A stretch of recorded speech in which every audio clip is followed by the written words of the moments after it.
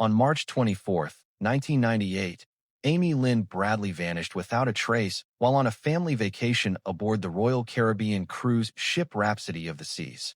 The Bradley family, from Virginia, USA, had embarked on what was meant to be a joyful Caribbean getaway, a chance to relax, enjoy the turquoise waters, and spend quality time together.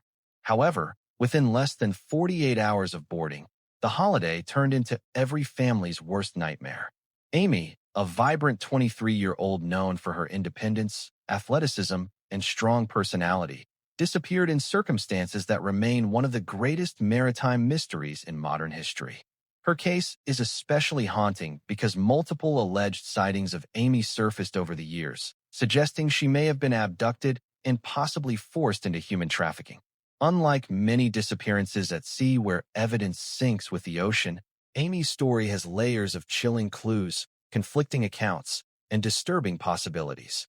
This case not only left her family devastated, but also sparked global discussions about cruise ship safety, international jurisdiction, and the dark world of trafficking networks that operate in tourist hotspots. Even today, more than 2 decades later, Amy's disappearance continues to attract attention, documentaries, podcasts, and online speculation. In 2025, renewed interest in her case has emerged as true crime enthusiasts and investigators dig deeper into unsolved mysteries that expose systemic failures in how such cases are handled. What really happened to Amy Bradley? Did she fall overboard, slip away voluntarily, or was she kidnapped into a hidden world that preys on the vulnerable? To understand, we must retrace the events from the very beginning and carefully piece together every fact, sighting, and possibility. The night before Amy vanished, everything seemed ordinary on the surface. On March 23, 1998, Amy and her family enjoyed dinner on board the cruise ship and later joined other passengers at a lively event with music and dancing. Witnesses recall Amy spending time in the ship's nightclub, where the band Blue Orchid was playing. She was seen dancing with one of the band members, which later became an important detail in the investigation. Amy eventually returned to the family's cabin in the early hours of the morning. Her father, Ron Bradley, recalls seeing her asleep on the balcony of their cabin at around 5:30 a.m., just before he left to rest inside. When he woke again less than an hour later, Amy was gone. Her shoes, cigarettes, lighter, and other belongings were still in the cabin, but Amy was nowhere to be found. Initially, the family thought she might have gone to get coffee or take a walk, but as minutes stretched into hours, panic began to set in. The cruise ship staff, however, did not immediately treat Amy's disappearance with urgency. Despite her family's pleas, the ship delayed making announcements or properly searching until it was too late. This window of inaction may have allowed valuable evidence, or even Amy herself, to slip away. To make matters worse, the ship docked at Curaçao later that morning, allowing thousands of passengers and crew members to disembark before thorough checks were performed. This mishandling became one of the most controversial aspects of the case, fueling speculation that Amy might have been forcibly taken off the ship. From the very beginning, questions about negligence, jurisdiction, and responsibility overshadowed the investigation, making Amy's case not just a family tragedy, but a chilling example of how vulnerable cruise passengers can be. When Amy was first reported missing, authorities leaned toward the possibility that she had fallen overboard. Cruise lines often attempt to protect their reputation by suggesting accidental drownings rather than foul play, and the Bradley case was no exception. However, this theory quickly came under fire. Amy was an accomplished swimmer and former lifeguard, making it unlikely she would accidentally fall and drown without a trace. Furthermore, no one saw or heard a splash that morning, and the absence of her shoes suggested she had not been planning to leave the cabin balcony. The U.S. Coast Guard and FBI eventually got involved, but crucial time had already been lost. Search efforts turned up no trace of Amy in the waters surrounding Curaçao. Her family was adamant that she had been abducted, pointing to strange incidents from the cruise. Several passengers later reported seeing Amy socializing with crew members who made her feel uncomfortable.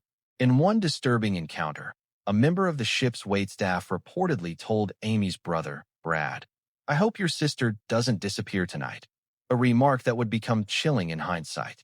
Theories began to branch in multiple directions, Was Amy the victim of a planned kidnapping by traffickers operating through the cruise industry? Did someone lure her off the ship once it docked? Or was she perhaps coerced by individuals she had met on board? With little evidence and multiple jurisdictions complicating matters, the case stalled quickly. Unlike disappearances on U.S. soil, maritime crimes fall into a gray area of international law, leaving victims and families at a disadvantage. For the Bradleys, the slow-moving investigation felt like a betrayal, as every passing hour reduced the chances of finding Amy alive. In the years following Amy's disappearance, what makes her case particularly haunting are the numerous alleged sightings across the Caribbean and beyond.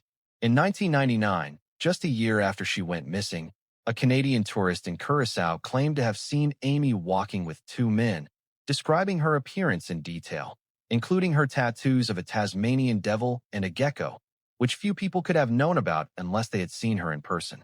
Another sighting came from a Navy petty officer who reported visiting a brothel in Curaçao where a distressed woman allegedly identified herself as Amy Bradley before being taken away. Perhaps the most shocking lead came in 2005 when a photograph surfaced from an escort website, showing a woman strongly resembling Amy in lingerie. Experts and family members believe the woman in the photo bore striking similarities to Amy, though it was never officially confirmed. Each potential lead brought hope, but also crushing disappointment when they failed to result in her rescue. These alleged sightings fueled the belief that Amy was forced into human trafficking, a fate that aligns with the cruise ship's proximity to regions notorious for underground trafficking networks. For Amy's family, the sightings were both a blessing and a curse, proof that she might still be alive, but also a reminder of the horrors she might be enduring. Despite this, the FBI kept the case open, chasing tips, but none provided definitive closure. The sightings, though unverified, set Amy's case apart from many other maritime disappearances, keeping her story alive in public memory. For Amy's parents, Ron and Iva Bradley, and her brother Brad, life was never the same after March 1998. Their vacation had transformed into a lifelong mission to find Amy and to hold accountable those responsible for mishandling her case.